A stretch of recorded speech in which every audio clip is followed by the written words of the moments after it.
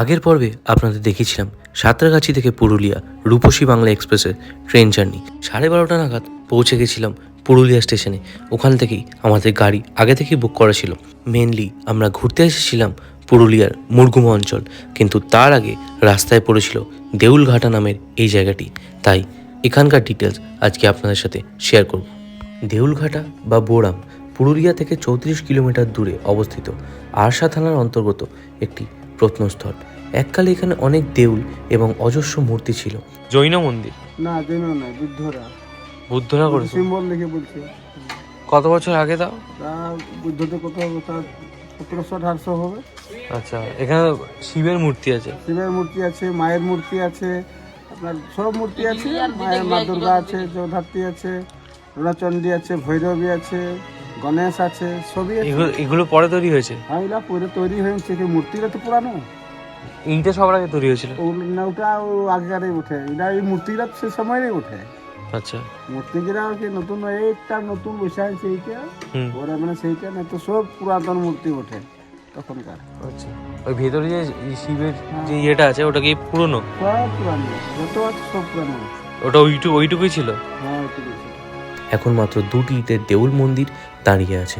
এখানকার একটি বৃহৎ দেউল 2002 সালে ভেঙে পড়ে। বেশ কয়েকটি প্রস্তর নির্মিত দেউলের ধ্বংসাবশেষ এখানে দেখতে পাওয়া যায়। একটির ওপর একটি নতুন মন্দির তৈরি হয়েছে। দেউলঘাটার আরেকটি আকর্ষণ এখানকার প্রস্তর নির্মিত মূর্তিগুলি।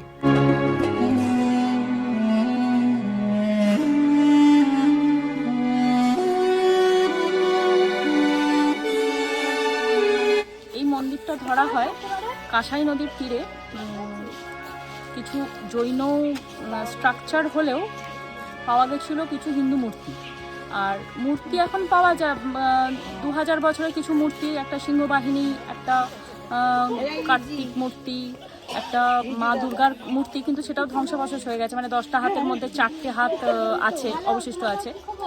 আর এই যে দুটো প্রত্নতত্ত্ব যে মন্দির, যেটাকে দেউলঘাটার যে মন্দির বলা হচ্ছে, এটা ডাল্টন, ঐতিহাসিক ডাল্টন যখন খুঁজে পান তখনও উনি দেখতে পাননি, স্ট্রাকচারটাই পেয়েছিলেন। কিন্তু ওনার মত হচ্ছে যে একটা টাইম এখানে কোনো মূর্তি ছিল, যে কারণে একটা মকরের মুখ করা আছে এই মন্দিরের পিছন দিকে ডান সাইডে আর কি।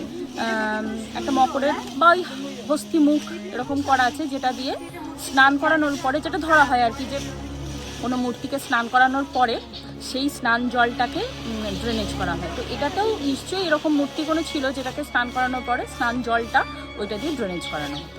আগেকার মতো কিছুই আর নেই, কিন্তু যা অবশিষ্ট ছিল আমরা সেইগুলোই দেখতে দেখতে এগিয়ে যেতে থাকলাম নদীর ধারে। আস্তে আস্তে অনেক জিনিস আমরা দেখতে থাকলাম।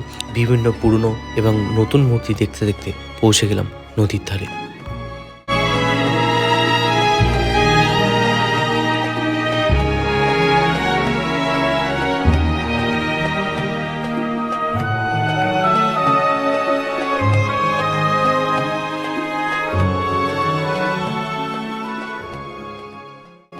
সকলের অনুরোধে এই সুন্দর মনোরম পরিবেশে স্যার একটি গান ধরলেন। চলুন শুনে নি গানটি।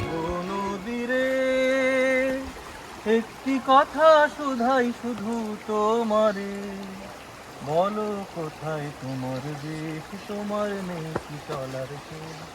ও নদীরে একটি কথা শুধাই শুধু তোমারে, বলো কোথায় তোমার দেশ, তোমার নেই কি চলার শেষ। ও নদীরে তোমার কোনো বাঁধন নাই, তুমি ঘর ছাড়া পিতা। তোমার কোনো বাঁধন নাই, তুমি ঘর ছাড়া পিতা। এই আছো ভাটায়, আবার এই তো দেখি জোয়ারে, বলো কোথায় তোমার দেশ, তোমার নেই কি চলার শেষ। ও নদীরে একটি কথা শুধাই শুধু তোমারে, বলো কোথায় তোমার দেশ, তোমার নেই কি চলার শেষ। ও নদীরে। দেখতে দেখতে আর ঘুরতে ঘুরতে আমরা সন্ধেবেলা পৌঁছে গেলাম আমাদের আজকের রাত্রিবাসের জায়গা মুরগুমা ইকো হার্ট রিসর্টে। দেখতে জাস্ট অসাধারণ লাগছিল। এখানে রাত 9:30 মতো বাজে, আর এখানে কিন্তু সব ফাঁকা হয়ে গেছে। সন্ধেবেলা দেখিয়েছিলাম যে আমরা আজকে আমাদের রিসর্টে চেক ইন করেছি আমরা। সেই কালকে রাত থেকে আমি জেগে আছি। তো আজকে ট্রেন জার্নি করে এখানে এসে একটুখানি ঘুরে যতটা পেরেছি একটা জায়গায় দেখিয়েছি তোমাদের, ঘুরে সেই এখন এসে চেক ইন করেছিলাম সন্ধেবেলা। তো তোমাদের সন্ধেবেলা দৃশ্যটা দেখিয়েছিলাম, ঠিক এরকমই দেখতে লাগছিল, সুন্দরভাবে সাজানো পুরো রিসর্টটা।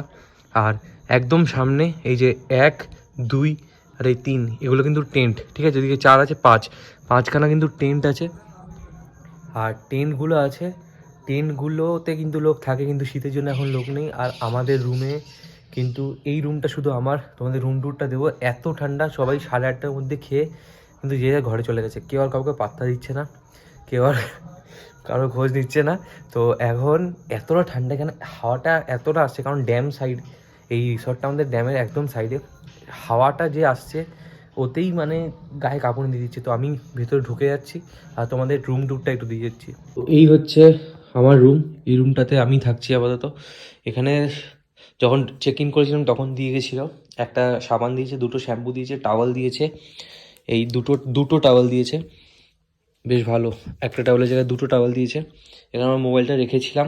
আর যেহেতু আমি এখন ডিনার করে ঘরে এসেছি, তো আমার একদম শোয়ার টাইম হয়ে গেছে, আমি একদম চেক ইন করে দেখাচ্ছি না, তো সেটা মানিয়ে নিতে হবে। এখানে একটা কম্বল দিয়েছে, কম্বল না লেপ ওই যাই হোক একটা দিয়েছে, 2টো চেয়ার আছে এখানে, এখানে একটা টেবিল দিয়েছে, এখানে 2টো গ্লাস দিয়েছে আমাকে, আর একটা জগে জল দিয়ে দিয়েছে, এই হচ্ছে জল। আর এই হচ্ছে একটা ডাস্টবিনও দিয়ে দিয়েছে।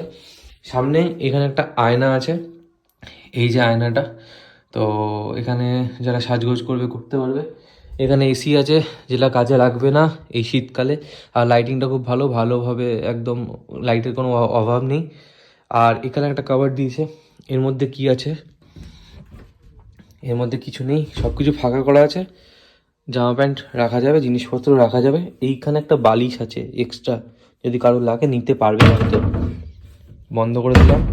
আর এইখানে আরেকটা বেড দিয়েছিল, যেই বেডটা আমি আমার সব কিছু ছড়িয়ে রেখেছি, এটা দেখালাম না। আর একটু বাথরুম দেখিয়ে দিই। এই হচ্ছে বাথরুম, অন্ধকার, রাইট, এই হচ্ছে বাথরুম।